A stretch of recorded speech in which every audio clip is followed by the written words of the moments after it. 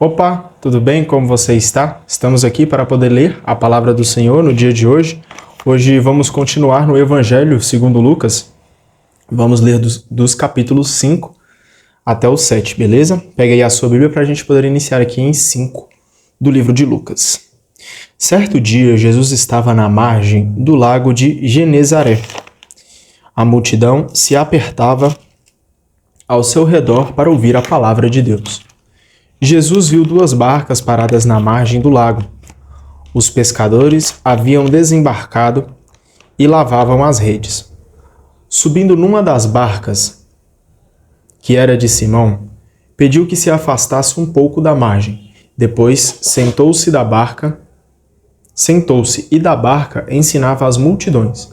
Quando acabou de falar, disse a Simão: "Avance para águas mais profundas e lancem as redes para a pesca." Simão respondeu: "Mestre, tentamos a noite inteira e não pescamos nada, mas, em atenção à tua palavra, vou lançar as redes." Assim fizeram, e apanharam tamanha quantidade de peixes, que as redes se arrebentavam. Então fizeram sinal aos companheiros da outra barca para que fossem ajudá-los. Eles foram e encheram as 2 barcas a ponto de quase afundarem. Ao ver isso, Simão Pedro atirou-se aos pés de Jesus, dizendo: "Senhor, afasta-te de mim, porque sou um pecador." É que o espanto tinha tomado conta de Simão e de todos os seus companheiros, por causa da pesca que acabavam de fazer.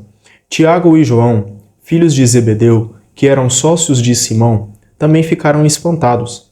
Mas Jesus disse a Simão: "Não tenha medo. De hoje em diante você será pescador de homens." Então levaram as barcas para a margem, deixaram tudo e seguiram a Jesus. Olha que exemplo. Deixaram tudo para seguir a Jesus. Aconteceu que Jesus estava numa cidade e havia aí um homem leproso. Vendo Jesus, caiu a seus pés e pediu: "Senhor, se queres, tu tens o poder de me purificar." Jesus estendeu a mão, tocou nele e disse: "Eu quero, fique purificado." No mesmo instante, a lepra o deixou. Jesus lhe ordenou que não dissesse nada a ninguém e falou: "Vá pedir ao sacerdote para examinar você, e depois ofereça pela sua purificação o sacrifício que Moisés ordenou, para que seja um testemunho para eles." No entanto, a fama de Jesus espalhava-se cada vez mais, e numerosas multidões se reuniram para ouvi-lo e serem curadas de suas doenças. Mas Jesus se retirava para lugares desertos a fim de rezar. Até Jesus rezava, hein? Jesus é um exemplo na nossa vida, nos ensinando que também precisamos rezar. Se até ele rezava, por que nós não vamos rezar? Não é verdade? Certo dia, Jesus estava ensinando. Estavam aí sentados fariseus e doutores da lei, vindos de todos os povoados da Galileia, da Judéia e até de Jerusalém. E o poder do Senhor estava em Jesus, fazendo-o realizar curas. Chegaram então algumas pessoas levando, numa cama, um homem que estava paralítico. Tentavam introduzi-lo e colocá-lo diante de Jesus, mas por causa da multidão não conseguiam introduzi-lo. Subiram então ao terraço e através das telhas desceram um homem com a cama, no meio, diante de Jesus. Vendo a fé que eles tinham, Jesus disse: "Homem, seus pecados estão perdoados." Os doutores da lei e os fariseus começaram a pensar: quem é este que está falando blasfêmias? Ninguém pode perdoar pecados, porque só Deus tem poder para isso. Mas Jesus percebeu o que eles estavam pensando. Tomou então a palavra e disse: "Por que vocês pensam assim? O que é mais fácil? Dizer: seus pecados estão perdoados? Ou dizer: levante-se e ande? Pois bem, para vocês ficarem sabendo que o Filho do Homem tem poder para perdoar pecados, disse Jesus ao paralítico: eu ordeno a você, levante-se, pegue a sua cama e volte para casa. No mesmo instante, o homem se levantou diante deles, pegou a cama onde estava deitado e foi para casa, louvando a Deus. Todos ficaram admirados e louvavam a Deus. Ficaram cheios de medo e diziam: hoje vimos coisas estranhas. Depois disso, Jesus saiu e viu um cobrador de impostos chamado Levi, que estava na coletoria. Jesus disse para ele: siga-me. Levi deixou tudo, levantou-se e seguiu a Jesus. Mais um exemplo de se levantar e de seguir a Jesus abandonando tudo. Devemos fazer o mesmo, abandonar tudo por Jesus, porque vale muito a pena, porque só Ele vale a pena. Depois, Levi preparou em casa um grande banquete para Jesus. Estava aí numerosa multidão de cobradores de impostos e outras pessoas sentadas à mesa com eles. Os fariseus e seus doutores da lei murmuravam e diziam aos discípulos de Jesus: por que vocês comem e bebem com os cobradores de impostos e com os pescadores? Jesus respondeu: as pessoas que têm saúde não precisam de médico, mas só as que estão doentes. Eu não vim para chamar justos, e sim pecadores para o arrependimento. Eles disseram a Jesus: os discípulos de João e também os discípulos dos fariseus jejuam com frequência e fazem orações, mas os teus discípulos comem e bebem. Mas Jesus disse: vocês acham que os convidados de um casamento podem fazer jejum enquanto o noivo está com eles? Mas vão chegar dias em que o noivo será tirado do meio deles. Nesses dias eles vão jejuar. Jesus contou-lhes ainda uma parábola. Ninguém tira retalho de roupa nova para remendar roupa velha, senão vai rasgar a roupa nova e o retalho novo não combina com a roupa velha. Ninguém coloca vinho novo em barris velhos, porque de fato o vinho novo arrebenta os barris velhos e se derrama, e os barris se perdem. Vinho novo deve ser colocado em barris novos, e ninguém, depois de beber vinho velho, deseja vinho novo, porque diz: o velho é melhor.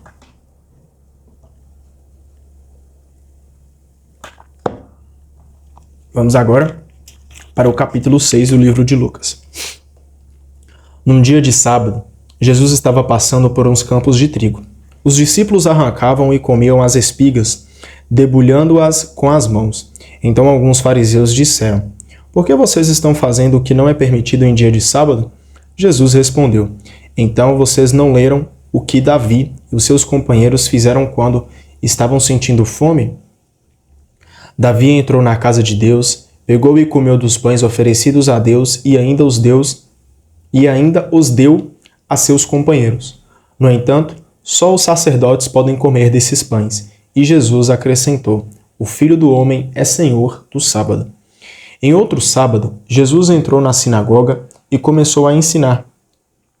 Aí havia um homem com a mão direita seca. Os doutores da lei e os fariseus espiavam para ver se Jesus iria curá-lo durante o sábado, e assim encontrarem motivo para acusá-lo. Mas Jesus sabia o que eles estavam pensando, e disse ao homem da mão seca: levante-se e fique no meio. Ele se levantou e ficou de pé.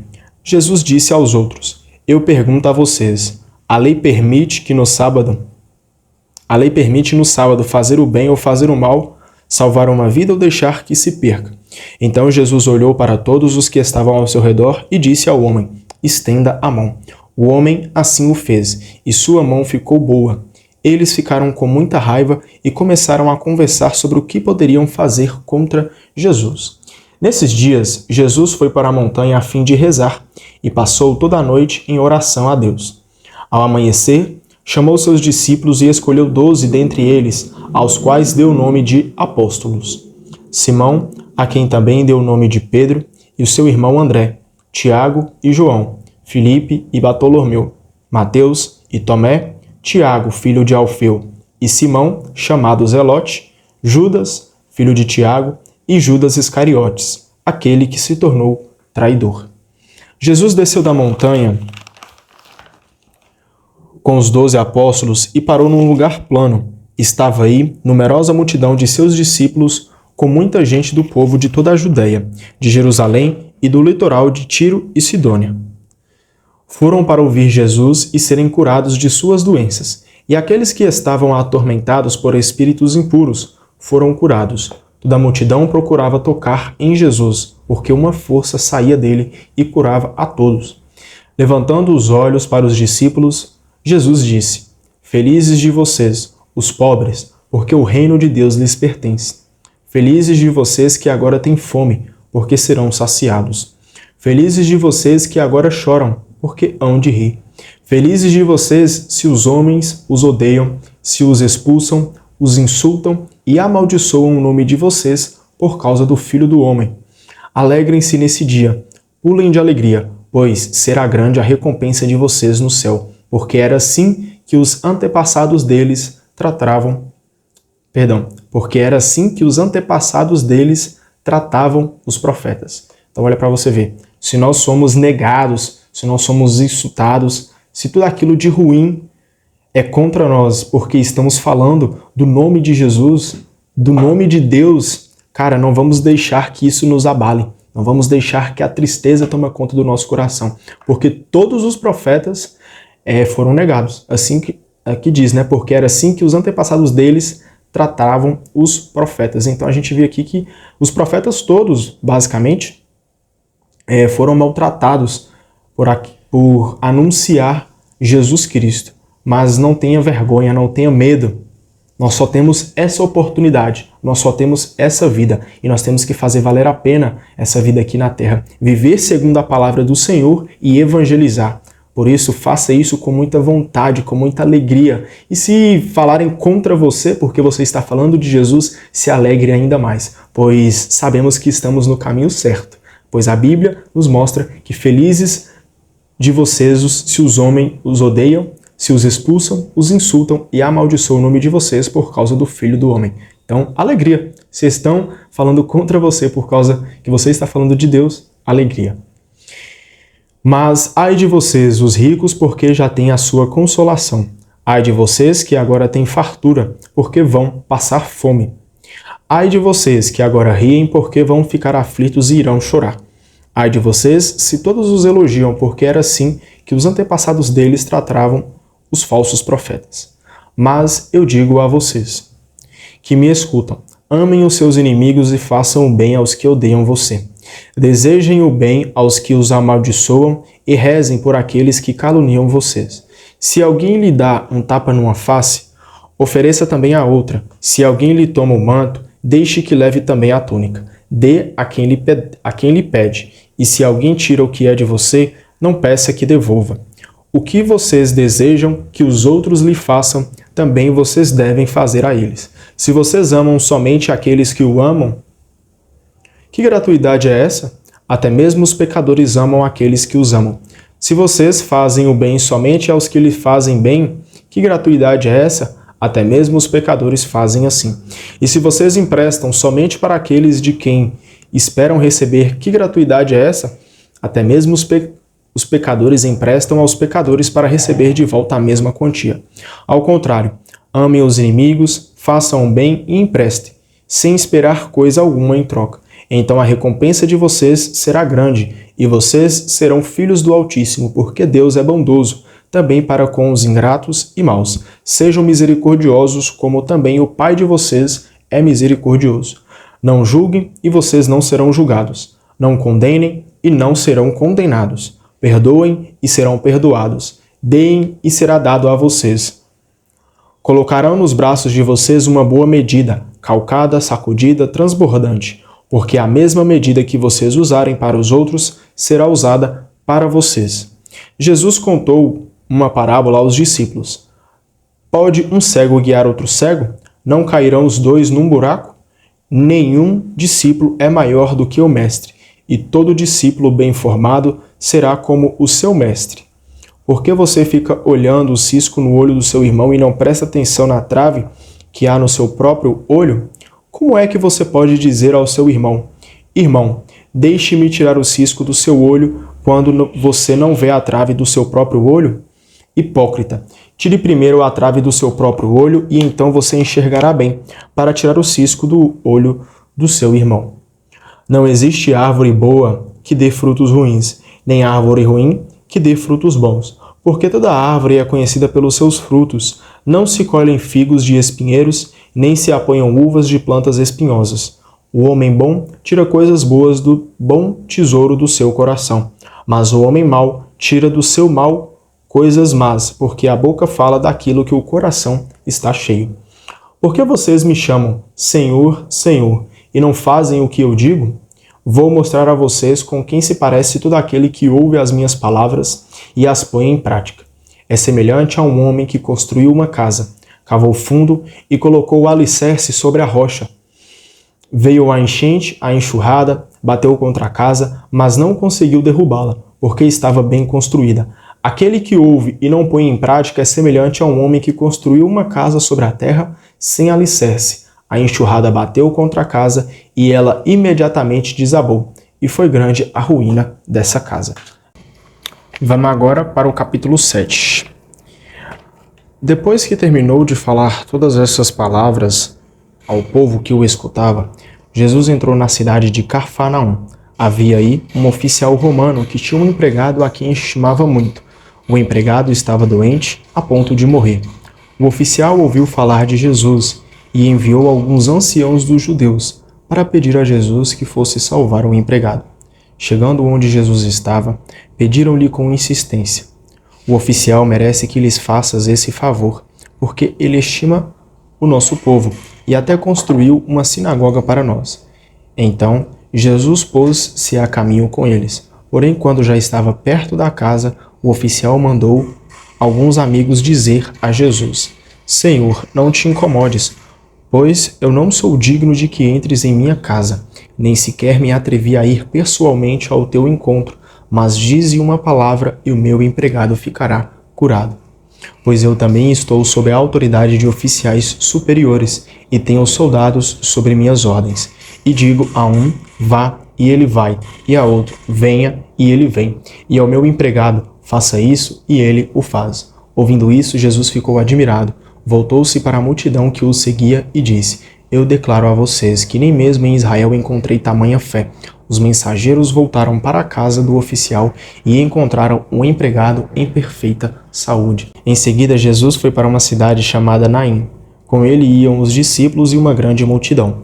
Quando chegou à porta da cidade, eis que levavam um defunto para enterrar.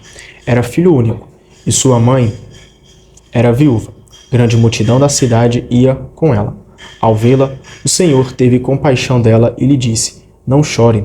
Depois se aproximou, tocou no caixão e os que a carregavam pararam. Então Jesus disse: Jovem, eu lhe ordeno, levante-se. O morto sentou-se e começou a falar, e Jesus o entregou à sua mãe. Todos ficaram com muito medo e glorificavam a Deus, dizendo: Um grande profeta apareceu entre nós, e Deus veio visitar o seu povo. E a notícia do fato se espalhou pela Judeia inteira e por toda a redondeza. Justamente isso. Deus veio visitar o seu povo. Em forma humana, ele veio para salvar toda essa geração que está perdida. Os discípulos de João o puseram a par de todas essas coisas. Então, João chamou 2 de seus discípulos e os mandou perguntar ao Senhor: És tu aquele que há de vir ou devemos esperar outro? Eles foram a Jesus e disseram: João Batista nos mandou a ti para perguntar: És tu aquele que há de vir ou devemos esperar outro? Nessa mesma hora, Jesus curou muitas pessoas de suas doenças, males e espíritos impuros, e fez muitos cegos recuperar a vista. Depois respondeu: Voltem e contem a João o que vocês viram e ouviram. Os cegos recuperaram a vista, os paralíticos andam, os leprosos são purificados, os surdos ouvem, os mortos ressuscitam, e a boa notícia é anunciada aos pobres. E feliz é aquele que não se escandaliza por causa de mim. Depois que os mensageiros de João partiram, Jesus começou a falar sobre João às multidões. O que vocês foram ver no deserto? Um caniço agitado pelo vento? O que vocês foram ver? Um homem vestido com roupas finas? Ora, os que se vestem com roupas preciosas e vivem no luxo estão nos palácios dos reis. Então, o que é que vocês foram ver? Um profeta? Eu lhes garanto que sim, alguém que é mais do que um profeta. É de João que a Escritura afirma: Eis que eu envio o meu mensageiro à tua frente, ele vai preparar o teu caminho diante de ti. Eu digo a vocês, entre os nascidos de mulher ninguém é maior que João. No entanto, o menor no reino de Deus é maior do que ele. Todo o povo e até mesmo os cobradores de impostos deram ouvidos à pregação de João. Reconheceram a justiça de Deus e receberam o batismo de João. Mas os fariseus e os doutores da lei, rejeitando o batismo de João, tornaram inútil para si mesmos o projeto de Deus. Com quem eu vou comparar os homens desta geração? Com quem se parecem eles? São como crianças que se sentam nas praças e se dirigem aos colegas dizendo: tocamos flautas e vocês não dançaram. Cantamos músicas tristes e vocês não choraram. Pois veio João Batista, que não comia nem bebia, e vocês disseram: ele tem um demônio. Veio o Filho do Homem, que come e bebe, e vocês dizem: ele é um comilão e beberrão, amigo dos cobradores de impostos e dos pecadores. Mas a sabedoria foi justificada por todos os seus filhos. Certo fariseu convidou Jesus para uma refeição em casa. Jesus entrou na casa do fariseu e se pôs à mesa. Apareceu então certa mulher, conhecida na cidade como pecadora. Ela, sabendo que Jesus estava à mesa na casa do fariseu, levou um frasco de alabastro com perfume. A mulher se colocou por trás, chorando aos pés de Jesus. Com as lágrimas, começou a banhar-lhe os pés. Em seguida, os enxugava com os cabelos, cobria-os de beijos e os ungia com perfume. Vendo isso, o fariseu que havia convidado Jesus ficou pensando: se esse homem fosse mesmo um profeta, saberia que tipo de mulher está tocando nele, porque ela é pecadora. Jesus disse então ao fariseu: Simão, tenho uma coisa para dizer a você. Simão respondeu: fala, mestre. Certo credor tinha 2 devedores. Um lhe devia 500 moedas de prata e o outro lhe devia 50. Como não tivessem com o que pagar, o homem perdoou os 2. Qual deles o amará mais? Simão respondeu: acho que aquele a quem ele perdoou mais. Jesus lhe disse: você julgou certo. Então Jesus voltou-se para a mulher e disse a Simão: está vendo esta mulher?